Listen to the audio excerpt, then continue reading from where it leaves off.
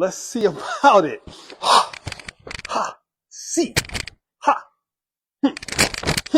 ha. Sensei Kwabin here, coming to you live, Facebook, Instagram, YouTube. Pa! Sensei Kwabin here. Moment with the master.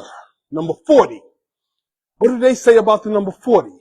Isn't it a number of completion where you march into the fullness of whatever your aim and your pursuit was, whatever the blessing, whatever the anointing is over your endeavor?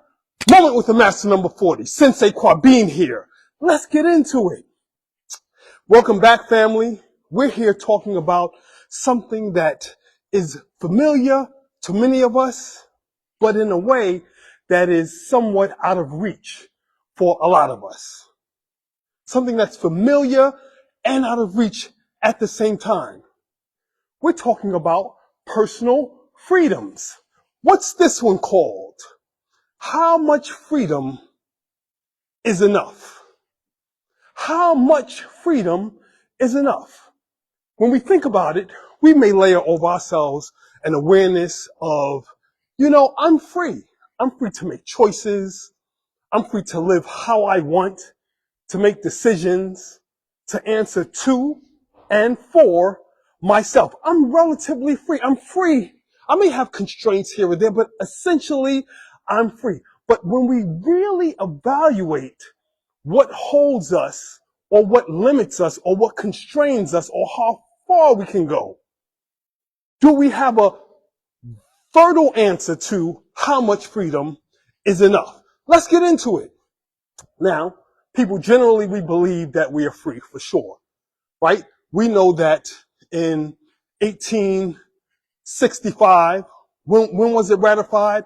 The 13th Amendment to the Constitution, I believe it was, that said that the slaves, the people who were held in bondage, the people who were held as collateral on loans, the people who were held shackled to farms and lands and produce, the people who were means of production, the people who were counted on others' balance sheets as property were let go. They were free, right? Supposedly. But when we look a little bit deeper and we come to an understanding of what really happened, what was given was a sort of a pathway to abbreviated type of freedom, a pathway to exist in a quasi form of freedom. And the question that I have for us is how widespread is quasi freedom? How far does it reach? And how far have we come to get ourselves out of a quasi freedom so that we can then move and exercise and do what we want and go as far as we want and for as long as we want? We're talking about freedoms. Here's a question. Who controls the levers of our freedoms? And what do we mean by that? Well, how do we classify freedoms? We classify freedoms as being able to make choices about how we live. We classify freedoms as being able to move how we want to move, when we want to make decisions and selections on the things that we want, what we like to eat, right? When we would like to work, what we would like to work on, right? Who we would like to be involved and engaged with, what type of coalitions we'd like to form, what type of affiliations we'd like to make, what we like to produce and create. Do we have the freedom to exercise the full extent of our minds? Do we have control and power over our means of production, eating production, living production, clothes production, personal production? Can we determine what we digest and what we eat and put in our minds and our bodies? Do we have freedom? Can we exercise the essence of choice in terms of how we use our faith and how we move in our faith and how we live out our day-to-day existence? Freedoms. Real freedom, once tasted, helps us move in a way, in a position that the shackles of bondage, whether it's mental, physical, emotional, or spiritual, are broken off and can no longer be assigned. They no longer fit. They no longer are accustomed. They're not made for us anymore.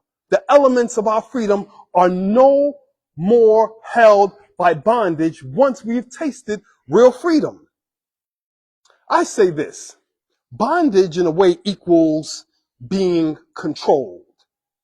And when we think about how we move in the day-to-day, what's controlling how we move? What, are we really doing what we want to do? Do we have the capacity and the pathway to do and move and exist in exactly the way that we want? And if the answer to that is no, or if the answer to that is marginally or somewhat or maybe or kind of, then we might have a question in regards to our full expression of freedom. First, I want to say that freedom is a mental liberation. We call this land here in America, we call it the land of the free, supposedly, and home of the brave, supposedly. But when we are challenged with the realities of how our freedoms may be held back, we may not have the full complement, the full expression of our freedom. The question comes to me is, how brave are we? Are we moved in ways that we are inspired to grasp hold of the fullness of the complement of freedom that we can possibly muster? Or are we seated and settled into an existence that is ripe with cope mechanisms that are littered with illusions, fantasies, and delusions about who we are and what we want to be? Or are we capable of looking at the hard truth of our lives, looking at the hard truth of our outcomes, looking at the hard truth of what we produce or not, and say, hey, here is a measure in which I need to clamp down and put my elbow on the levers of my own freedom?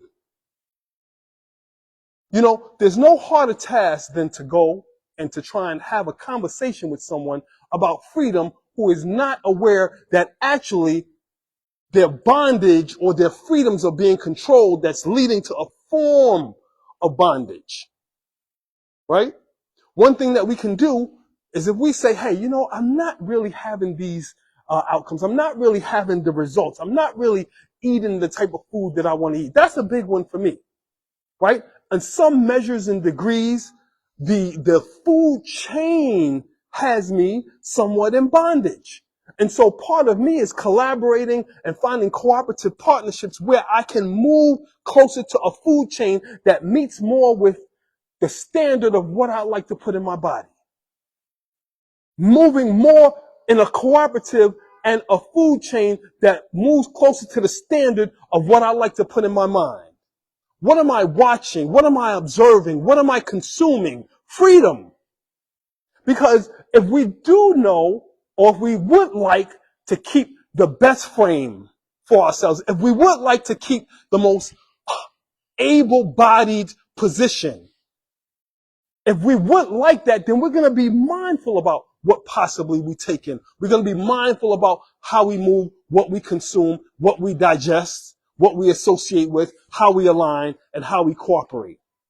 Who and how we collaborate with others is going to be important to us, because these are going to be elements of what we take in order to do the hard work, in order to dig up the ground, right? We're all going to move first in a mental space in regards to freedom, because that requires liberation of the mind before we see the outgrowth of it played out in life, the outgrowth of freedoms and how we move and do things, make decisions that align with a freer characteristic, a freer mode of being, a freer mode of living. Have you ever heard of the mantra about he who knows? It goes a little something like this. He who knows and knows not that he knows is asleep. Awaken. That's freedom. He who knows not and knows not that he knows not is a student. Teach him. He who knows and knows that he knows is wise. Follow him. But he who knows not and refuses to know that he knows not that person is somewhat of a fool. Avoid them. Right? And so we have these elements of freedom, decision-making characteristics that we look and evaluate and say, where am I on the paradigm of what I know about what I need? Freedom. There are three main freedoms that we can talk about here. There's freedom of time, there's freedom of thought, and there's freedom of movement. There's freedom of time, thought, and movement. And so when we are aware of what areas of freedom that we are constrained in, that's what we're going to move into. We're going to dare to be different. We're going to walk outside the norms. We're going to be bigger and better in our pursuit of making changes that are going to have a result, that outcome in bigger freedoms for us. That's why people should ever be on the edge, ever be on the verge of a new breakthrough in our personal alignment and our personal positioning, right? We should not be the same as we were 5 years ago, because we know that we are ever moving toward greater and greater freedoms, because we're thinking about our time. We're thinking about our thought. We're thinking about our movement. And we see that with this AI and with new measures of information channels, that they are kind of molding the minds of young people, molding the minds so that that freedom, that liberation of thought and movement is closing in harder and harder. How do we get pathways to good health? Change our mind about what we do with our bodies. How we get cleaner environments, cleaner air, cleaner water. Change our minds about how we think about our environment and move and do things that are going to cause better outcomes. How do we get healthier food? Change our mind about what we think about what we eat, where we buy it, and prepare more and put ourselves in better position to get closer to cleaner food. Air, water, environment, all of it. All these are measures and manners of freedom. Even information, clean information. Or do we just position ourselves to feed information that causes us to be nuanced in our thoughts, or to be locked in our thoughts that don't challenge the measures of what we are positioned for growth? That doesn't position us, give us better information so that we are positioned for growth. So I say, look to build on small freedoms. Look to build and position ourselves with better information. Look to build and position ourselves with the freedom that comes from a faith in knowing that we can move and expand our circle of freedom. Our decisions, our associations, our affiliations, all these are measures of how we execute and exercise our freedoms. They are remnants of freedoms that we know that we are not controlled in our mind. So we look to exercise greater control over all the areas of our existence, right? We're not forced. We understand that we have personal autonomy in thought, deed, and action. So there are tolerance levels that we have toward taking on risks that are position us for greater freedom. Increase those tolerance levels. Increase our vibration on the topic of freedom. First starting with mental changes, and then starting in the outgrowth of what we do, what we say, what we think, what we eat, what we breathe, who we associate with, how we affiliate, what we take on, what we endeavor, what we risk, how we move, how we love, how we act.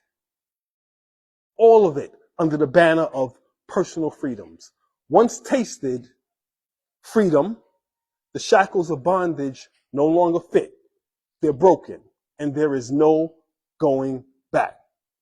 Let's eliminate this element of diminishing freedoms, and let's put a bedrock under what we are pursuing and what we are passionate about in regards to the personal freedoms that we enjoy. This is Sensei Kwabin talking about how much freedom is enough.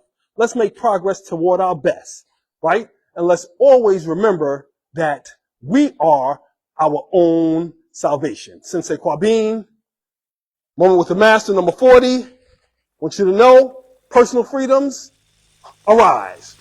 Us out of here.